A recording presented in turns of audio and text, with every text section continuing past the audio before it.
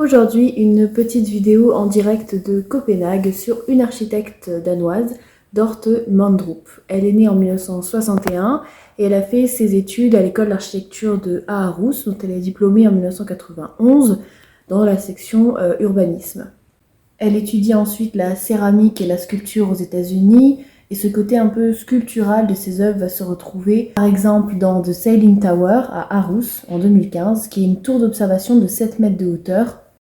De 1992 à 1995, elle travaille pour Henning Larsen, qui est un architecte danois assez connu, qui a par exemple signé ou qui signera plus tard en 2005 l'Opéra de Copenhague. En 1999, elle fonde sa propre agence, Dorthe Mandrup. En 2001, elle a son premier projet reconnu qui est le Neighborhood Center à Copenhague, qui est la réhabilitation d'un bâtiment industriel qui date de 1880. Elle y ajoute une salle de réunion en extérieur qui est une structure bois posée sur des piles de béton. En 2021, il y a son bâtiment qui est le Ilulissat Iceford Center, qui est un centre, un observatoire scientifique du changement climatique au Groenland dans la ville de Ilulissat. C'est une sorte de bâtiment passerelle où en fait on peut monter sur le toit. Le toit a une double courbure qui permet en fait de minimiser l'enneigement du bâtiment, et ça fonctionne vraiment comme une frontière pour observer et pour protéger en même temps la nature alentour.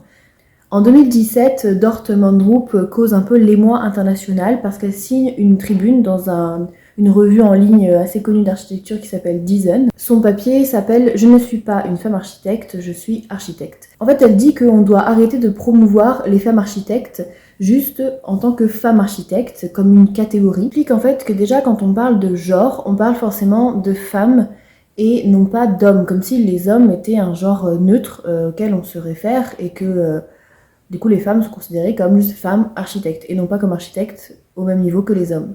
Elle explique qu'en 2007, elle a reçu un prix danois et que le jury a spécifié qu'elle avait été prise pour la féminité présente dans son projet. Ça ne lui a pas du tout plu parce que pour elle, elle a vraiment dit qu'en fait ce n'était pas vraiment une architecture très importante et que surtout c'était une architecture qui ne pouvait pas être une réelle compétition et une vraie menace pour ce qu'elle appelle les boys clubs de l'architecture. L'architecture dite féminine qui ne ferait pas de gratte-ciel, de tours, de bureaux, de grandes entreprises, etc. Elle pense que les femmes architectes sont un peu traitées dans la presse comme des citoyennes de seconde zone, qu'elles reçoivent des prix une ou deux fois dans l'année et que sinon on ne les intègre pas dans les différentes grandes sélections.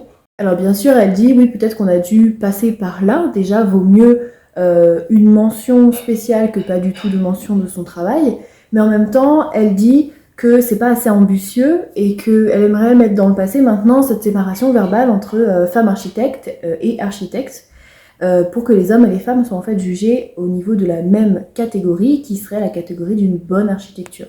Les projets se succèdent et en 2019, elle gagne le concours pour The Whale, qui est un centre d'observation de baleines en Norvège, qui est en forme de queue de baleine. C'est une sorte de nappe de béton à peine soulevée du sol, que je trouve personnellement très élégante. Elle gagne aussi le concours du musée de l'exil à Berlin, qui est en fait une gare sur l'ancienne gare Anhalt de Berlin, qui est vraiment un symbole important de la déportation et des gens poussés à l'exil entre 1933 et la fin de la Seconde Guerre mondiale, dont il ne reste aujourd'hui que le portique. Et c'est pour elle une manière de parler de l'exil encore aujourd'hui, et surtout de dénoncer la politique migratoire de son pays, le Danemark, qui depuis quelques années tend à refuser les migrants, ou en tout cas à les traiter de manière très mauvaise, mal selon elle, à l'entrée du pays.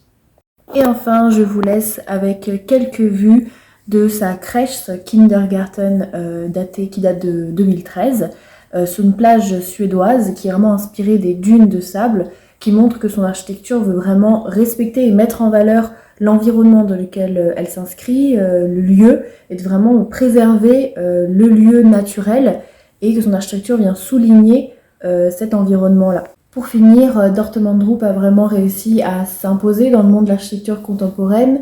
Elle a été en 2019 directrice du prix de l'Union européenne pour l'architecture contemporaine Mies van der Rohe.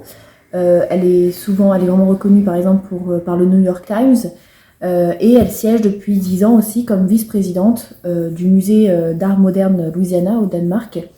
Et donc elle est assez reconnue internationalement, notamment pour cette phrase. Donc je suis architecte et je ne suis pas une femme architecte.